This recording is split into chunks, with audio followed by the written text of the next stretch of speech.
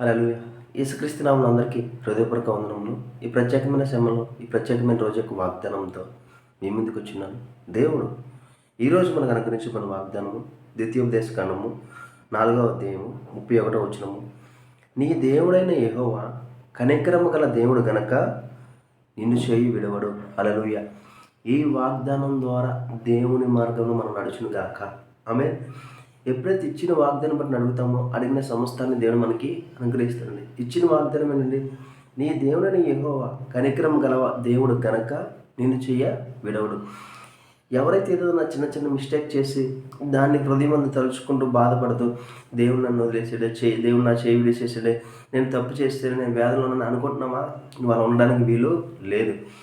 దేవుడు ఇప్పుడు తన ప్రియకుమారుడు ఇప్పుడు ఒకవేళ నువ్వు తండ్రి స్థానంలో నీ కుమారుడు దాన్ని తప్పు చేశాడు అనుకో, ఏం చేస్తావు? దాని గురించి మందలించి మళ్ళీ అలా చేయదని చెప్పి మళ్ళీ నువ్వు ఆదరిస్తావు. లోకపరంగా ఉన్న నువ్వే అలా ఆదరిస్తున్నావు అంటే దేవుడు ఇంకెలా ఆదరిస్తాడండి?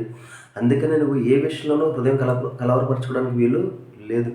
ప్రతి దాని విషయంలో ఆయనకి అప్పగించుకో. ఎందుకంటే దేవుడు ప్రతి దానిలో నిన్ను నూతనంగా చూడాలనుకుంటాడు.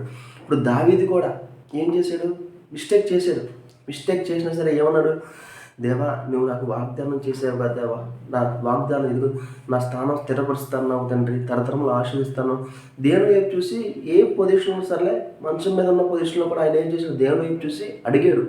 అడిగి ఏం చేశాడు? పొందుకున్నాడు. ఈరోజు కూడా నీవు కూడా పొందుకున్నాను గాక. నువ్వు ఏదైతే మిస్టేక్ చేసి ఏదైతే దేవుడు నన్ను వదిలేసి నువ్వు అనుకుంటున్నావు, దేవుడు నన్ను చేయబడి నువ్వు అనుకుంటున్నావు, దేవుని వదల్లా.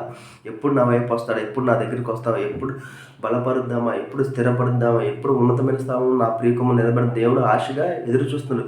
కాబట్టి నీ యొక్క ఆలోచనలో నువ్వు చేసిన తప్పులకి మళ్ళీ నీ యొక్క ఆలోచనతో నువ్వు బాధపడడానికి వీలు లేదు. అపవాది అనేకమైన ఆలోచనలు కలగజేసి అనేక విధంగా నేను పడాలని ఎదురు చూస్తూ ఉంటాడు. కానీ నువ్వు అపవాది వైపు తిరగడానికి వీలు లేదు. ఎందుకంటే నీకు అనారోగ్యం వచ్చింది అనుకో, నేను ఏదో తప్పు చేస్తే నాకు అనారోగ్యం వచ్చిందా అనుకోవడానికి వీలు లేదు. మరి యోబుకి ఎలాంటి అనారోగ్యం వచ్చిందండి?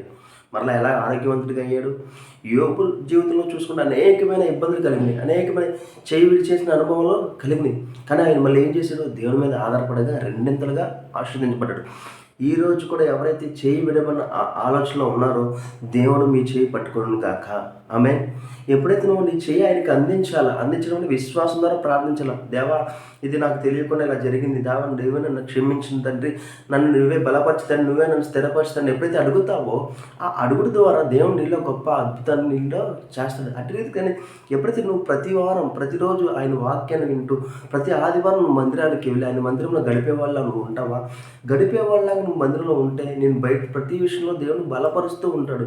ఎందుకంటే వాక్యం ద్వారా మనము బలపడతాము. మనుషులు మాటలలో వచ్చే ఆదరణ వేరు, దేవుడు వాక్యం ద్వారా వచ్చే ఆదరణ ఏం చేస్తుందంటే స్థిరపరుస్తుందండి. నువ్వు ఎంత బలహీనుడిగా ఉన్నావో అంత బలవంతుడిగా నిన్ను చేస్తుంది. కాబట్టి మందిరంలోకి వెళ్ళి వాక్యం మనం వింటూ అటు రీతికి దాన్ని ప్రతి విషయంలో నువ్వు మనకు యూట్యూబ్లో కూడా చూసుకుని నీ సేవకు నువ్వు ఏదైతే చర్చికెళ్తావో ఆ సేవకుడు అనేకమైన వాక్యాలు నీకు అందిస్తాడు. ఆ వాక్యాలు నువ్వు ప్రతిరోజు వింటూ ఉండాలి. హల్లెలూయా. ఎప్పుడైతే వింటూ ఉంటావో నువ్వు బలపడతావో, ఇటువంటి బలహీనత నీ మీద ఏలుబడి చేయవు. కాబట్టి నువ్వు ఏ మిస్టేక్స్ చేసినా సరే దేవుడు నన్ను విడిచేసి నువ్వు అనుకోబాక. ఎందుకంటే దేవుడు నిన్ను ఆదరిస్తాడు. తప్పిపోయిన కుమారుడు మళ్ళీ తిరిగి రాగానే తండ్రి ఎలాగైతే ఆదరించినాడో, ఎలాగైతే తన స్థానం తనకి ఇచ్చినాడో, ఈరోజు కూడా దేవుని స్థానం నీకు ఇవ్వబోతున్నాడు. హల్లెలూయా. పాతవి గతించును, సమస్తమును నూతనమైను. హల్లెలూయా. ప్రార్థించుకుందామా? స్తోత్రం మహోన్నతమైన దేవా, నీకే వందనా స్తోత్రాలు చెల్లించుకున్నాం దేవా. ఇచ్చిన వాగ్దానం బట్టి నీకే కోట్ల స్తోత్రాలు చెల్లించుకున్నాం తండ్రి.